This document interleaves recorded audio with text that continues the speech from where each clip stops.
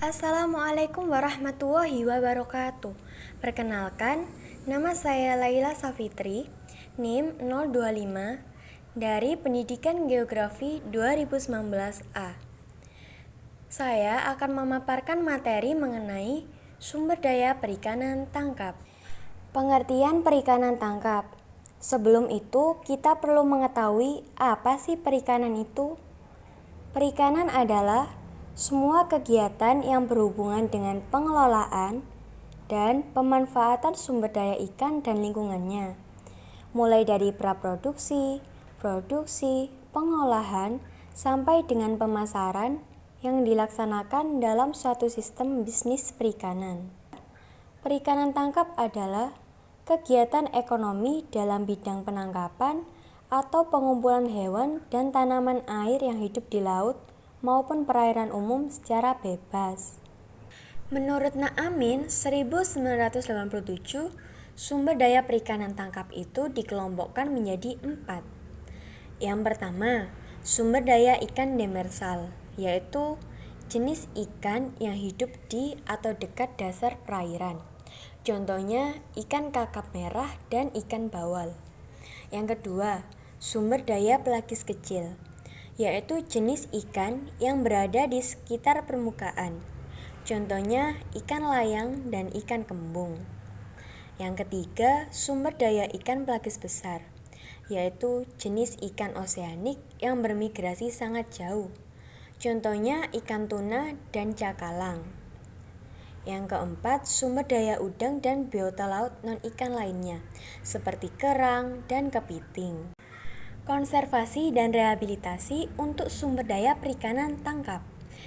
Dengan yang pertama, pengayaan sumber daya hayati dapat dilakukan dengan cara menebarkan benih ikan yang berasal dari hasil budidaya ke daerah yang mengalami penurunan populasi ikan, dan membuat habitat ikan dengan bahan yang ramah lingkungan.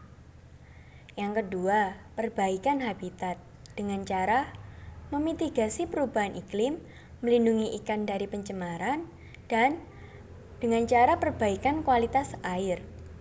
Yang ketiga, perlindungan populasi ikan agar tumbuh dan berkembang secara alami.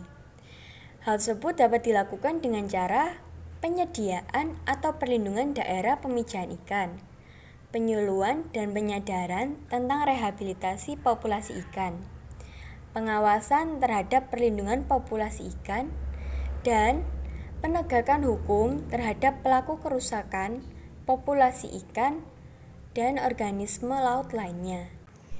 Penangkapan perikanan tangkap yang bertanggung jawab itu dapat dilakukan dengan cara yang pertama, menggunakan alat tangkap ramah lingkungan.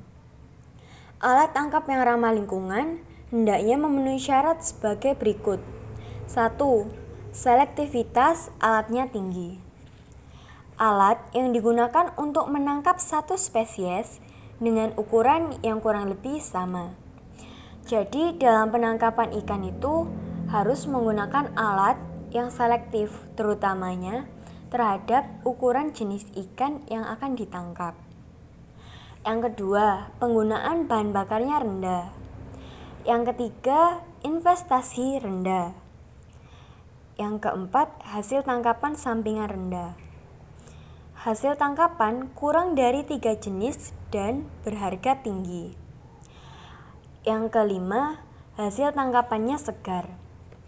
Ikan yang ditangkap dalam keadaan hidup atau segar, sehingga akan bermutu baik. Keenam, tidak merusak habitat. Dalam penangkapan ikan itu tidak merusak habitat, yang dimana habitat ini merupakan tempat tinggal dan tempat berkembang biak ikan serta organisme laut lainnya. Yang ketujuh, tidak membahayakan pengguna atau nelayan. Alat yang digunakan untuk menangkap ikan haruslah aman bagi si pengguna. 8. Aman bagi jenis ikan yang dilindungi. Spesies yang dilindungi undang-undang atau terancam punah tidak diperkenankan untuk ditangkap. 9. Bersifat menguntungkan, terutamanya dari segi ekonomi. 10 dapat diterima oleh masyarakat. Dalam penangkapan ikan, itu tidak bertentangan dengan budaya setempat dan tidak bertentangan dengan peraturan yang ada.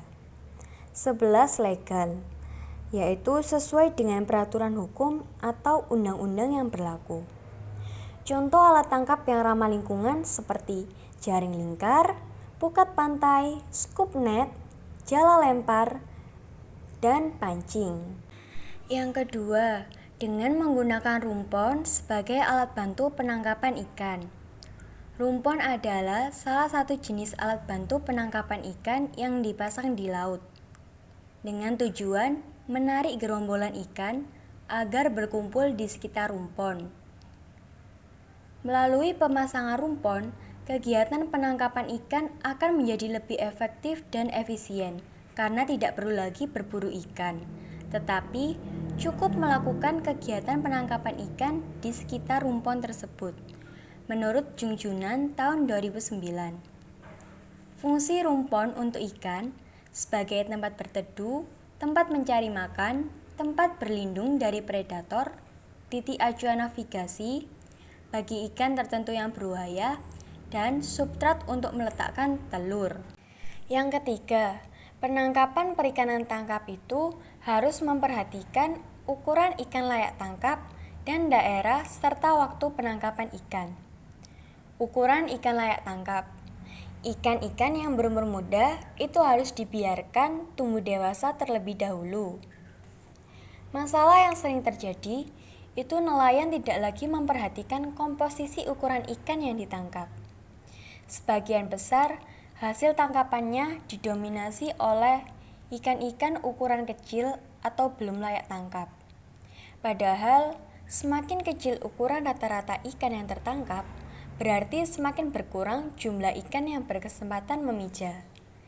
Jika hal ini terus berlanjut, maka dapat berdampak buruk terhadap keberlanjutan sumber daya perikanan tangkap. Daerah dan waktu penangkapan ikan. Umumnya, kondisi musim puncak penangkapan berhubungan erat dengan kondisi kesuburan perairan, di mana banyak tersedia sumber makanan bagi ikan. Selain itu, penangkapan ikan juga harus dikaitkan dengan informasi waktu musim pemijahan ikan, sehingga sangat diperlukan alat tangkap yang selektif terhadap ukuran ikan yang akan ditangkap. Gambaran tenaga kerja perikanan tangkap. Yang pertama, usaha perikanan tangkap skala kecil. Dibedakan menjadi usaha perikanan tangkap di laut dan usaha perikanan tangkap di perairan umum. Ciri-ciri usaha ini beroperasi di daerah pesisir yang tumpang tindih dengan kegiatan budidaya dan bersifat padat karya, berorientasi pada pemenuhan kebutuhan sendiri. Alokasi hasil tangkapan yang dijual itu lebih banyak untuk memenuhi kebutuhan pokok sehari-hari. Yang kedua, ada usaha perikanan tangkap skala industri. Ciri-cirinya diorganisasi dengan cara-cara yang mirip dengan perusahaan agroindustri. Relatif lebih padat modal, memberikan pendapatan yang lebih tinggi daripada usaha perikanan tangkap sederhana bagi pemilik dan awak perahu, dan menghasilkan produk ikan beku serta produk ikan kaleng yang berorientasi ekspor. Sekian yang dapat saya sampaikan, kurang lebihnya mohon maaf. Wassalamualaikum warahmatullahi wabarakatuh.